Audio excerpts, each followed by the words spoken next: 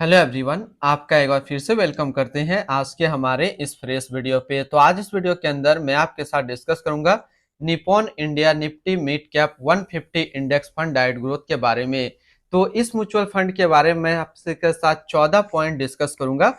तो कौन कौन सा वो पॉइंट है, चलिए सबसे पहले मैं आपके साथ डिस्कस करता हूं। तो सबसे पहले पॉइंट हम लोग डिस्कस करेंगे इसके रिटर्न्स के ऊपर में कि ये जो म्यूचुअल फंड है इसने पिछले 1 साल, 3 साल या फिर 5 साल में क्या रिटर्न दिया है। ये कितने स्टार रेटिंग म्यूचुअल फंड है, इसमें आप एसआईपी अमाउंट क्या लगा सकते हैं, इसका फंड साइज क्या है, इसके रिटर्न कैलकुलेटर के ऊपर बात करेंगे कि यदि आप इसमें मंथली एसआईपी करेंगे तो क्या रिटर्न मिल सकता है, और अगर आप लमसम करेंगे तो आपको क्या रिटर्न मिल सकता है। छठे पॉइंट में मैं आपसे डिस्कस करूंगा इसके स्टॉक के होल्डिंग के ऊपर में। सातवां डिस्कस करूंगा इसके इक्विटी के सेक्टर को एक लोकेशन के बारे में। आठवां पॉइंट मैं आपसे डिस्कस करूंगा मिनिमम इन्वेस्टमेंट अमाउंट, यदि आप एसआईपी या फिर लमसम के थ्रू लगाते हैं तो आपको मिनिमम इन्वेस्टमेंट अमाउंट क्या लगाना होगा। नौवां पॉइंट में मैं आपसे डिस्कस करूंगा इसकी रिस्क परसेंटेज के बारे में।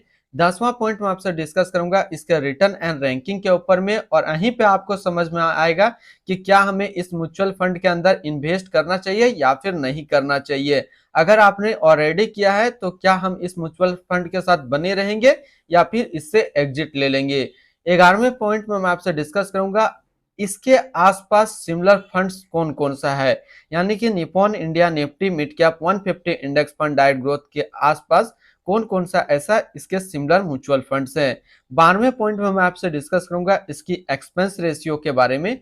13वें में मैं डिस्कस करूंगा एग्जिट लोड के बारे में, एंड 14वें पॉइंट में मैं आपसे डिस्कस करूंगा इसके फंड मैनेजर के बारे में। अगर ये 14 पॉइंट आप लोगों ने अच्छी तरीके से देख लिया और समझ लिया तो किसी प्रकार के म्यूचुअल फंड का कंपैरिजन करने में आपको काफी आसानी होगी, और आपको इजी नेगलेक्ट करना आ जाएगा कि किस म्यूचुअल फंड में हमें पैसा लगाना चाहिए, किस म्यूचुअल फंड में हमें पैसा नहीं लगाना चाहिए। क्योंकि ये वीडियो देखने के लिए वही दो टाइप के ऑडियंस आए हैं। पहला टाइप जो इसके अंदर इन्वेस्टमेंट करना चाह रहे हैं, दूसरा टाइप के ऑडियंस वो है जिसने ऑलरेडी इसके अंदर इन्वेस्ट किया है। तो दोनों का जवाब इसी वीडियो के अंदर आपको मिल जाएगा। तो सबसे पहले हम लोग इसकी 1 साल के रिटर्न के ऊपर बात कर लेते हैं। तो पिछले इसने 1 साल में जो रिटर्न दिया है वो दिया 60.18% का रिटर्न दिया है।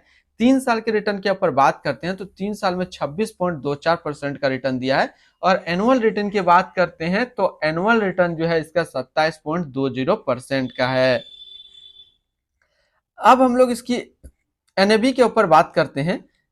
तो आज के डेट में इसका एक एनएबी का प्राइस है 21 रुपया 87 पैसा। रेटिंग की अगर बात करें हम लोग तो ये म्यूचुअल फंड को 3 स्टार रेटिंग मिला हुआ है।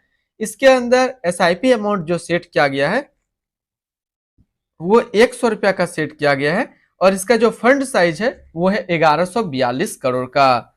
अगर आपने आप स्टॉक में अभी तक अपना डीमेट अकाउंट नहीं बनाया है और बनाना चाहते हैं तो इस वीडियो के डिस्क्रिप्शन में मैंने अपना रेफरल लिंक दिया है। अगर आप मेरे रेफरल लिंक से ज्वाइन करेंगे तो आपको 500 से लेकर के 1000 रुपया तक का कैश बोनस देखने को मिलेगा। अब इसके रिटर्न कैलकुलेटर में हम लोग बात करते हैं। यदि आप इस म्यूचुअल फंड के अंदर 5,000 रुपया पर मंथ जमा किए होते तो 6 महीने में आपका पैसा जमा होता 30,000 रुपया, आपको मिलता 32,708 रुपया। 1 साल की बात करें तो 1 साल में आपका पैसा जमा होता 60,000 रुपया, आपको मिलता 73,213 रुपया। 3 साल में बात करें तो 3 साल में आपका पैसा जमा होता 1,80,000 रुपया, आपको मिलता 2,74,023 रुपया। अब अगर बात करते हैं इस म्यूचुअल फंड के अंदर आप एक बार में 1 लाख रुपया का लमसम किए होते तो 6 महीने में आपका 1 लाख रुपया 1,11,476 रुपया होता। 1 साल में आपका 1 लाख रुपया 1,60,180 रुपया होता, और 3 साल में आपका 1 लाख रुपया 2,01,183 रुपया होता। अब हम लोग इसके अंदर होल्डिंग देखिए तो इसके अंदर जो टोटल स्टॉक लिस्टेड है वो टोटल 150 स्टॉक लिस्टेड है। और ध्यान रखिए अगर किसी भी म्यूचुअल फंड्स को आगे ले जाने में सबसे ज्यादा जो हाथ रहता है वो उसके स्टॉक का पर रहता है। तो इसमें से हम लोग टॉप 10 स्टॉक और उसके सेक्टर वाइज देखते हैं। तो पहला जो यहाँ पे आता है स्टॉक वो है Max Healthcare Institute Limited, जो कि हेल्थ केयर के क्षेत्र पे है। Power Finance Corporation Limited financial क्षेत्र, REC Limited financial, Adani Power Limited energy, the Indian Hotels Company Limited service, Persistence System Limited technology, Yes Bank Limited financial, Coforge Limited technology, Lupin Limited healthcare, HDFC asset management company limited financial क्षेत्र में है। तो इसके ये top 10 stock अभी हम लोगों ने देखा। अब इसकी जरा हम लोग होल्डिंग एनालिसिस को अगर देखें तो इक्विटी पे है 100% और कैश पे है -0.1%।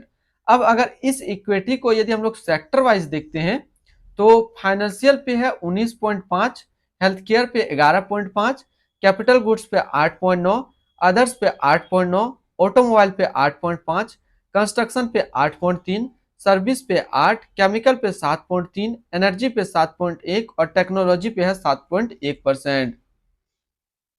इसकी अगर हम लोग प्राइस टू अर्निंग रेशियो की बात करें तो इसका प्राइस टू अर्निंग रेशियो 27.94 और इसका पीवी रेशियो है 4.05। अब अगर इस म्यूचुअल फंड के अंदर आप मिनिमम इन्वेस्टमेंट करना चाहते हैं तो एसआईपी क्या रख सकते हैं और लमसम क्या रख सकते हैं। यदि आप इसके अंदर मिनिमम इन्वेस्टमेंट करना चाहते हैं तो आपको अपना मिनिमम लमसम अमाउंट जो है वो 100 रुपया का रखना होगा और अगर एसआईपी करते हैं तो मिनिमम एसआईपी आपको 100 रुपया का ही रखना होगा। अब हम लोग यहाँ पे बात कर लेते हैं इसके रिटर्न एंड रैंकिंग के ऊपर में और यहीं पे आपको समझ में आएगा कि क्या हमें इस म्यूचुअल फंड के अंदर अपना पैसा इन्वेस्ट करना चाहिए या फिर नहीं करना चाहिए। तो सबसे पहले हम लोग बात कर लेते हैं कि Nippon India Nifty mid cap 150 index fund का फंड रिटर्न क्या है।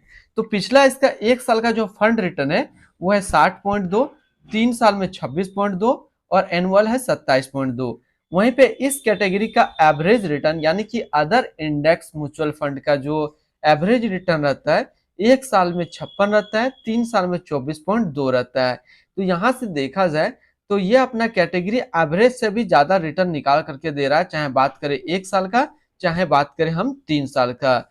अगर आप इस म्यूचुअल फंड के अंदर पैसा लगाना चाहते हैं तो बिल्कुल लगा सकते हैं और अगर जिसने ऑलरेडी लिया है तो वो अपना एसआईपी या फिर लमसम को कंटिन्यू रखेंगे। इसकी रिस्क परसेंटेज के ऊपर बात कर लेते हैं तो ये एक काफी हाई रिस्क म्यूचुअल फंड रहने वाला है।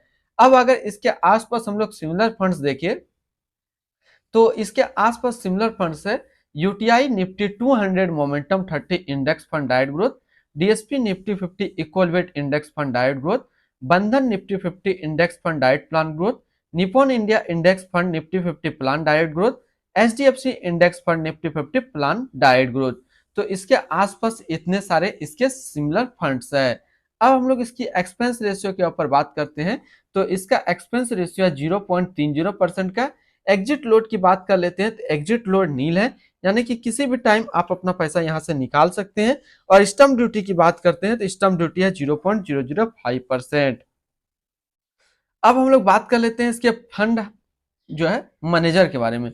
तो सबसे पहले देखते हैं ये Nippon India mutual fund total assist में इंडिया पे 6 नंबर पे रैंक करता है। ये म्यूचुअल फंड स्टार्ट हुआ था 30 जून 1995 को। इसका टोटल असिस्ट अंडर मैनेजमेंट है 4,40,507 करोड़ का। अब बात कर लेते हैं इसके फंड मैनेजर के ऊपर में। तो इसका जो अभी के टाइम में करंट फंड मैनेजर है वो है मेहुल दम्मा, अभी इसका करंट फंड मैनेजर है। तो आज इस वीडियो के अंदर मैंने आपके साथ डिस्कस किया Nippon India Nifty mid cap 150 index fund के बारे में। तो इससे ये निष्कर्ष निकलता है कि आप इस म्यूचुअल फंड के अंदर अपना पैसा इन्वेस्ट कर सकते हैं, लेकिन ध्यान रखें ये म्यूचुअल फंड काफी हाई रिस्क म्यूचुअल फंड है। तो फिर मिलते हैं हम लोग नेक्स्ट कोई इस तरीके का वीडियो की अच्छी जानकारी को लेकर के।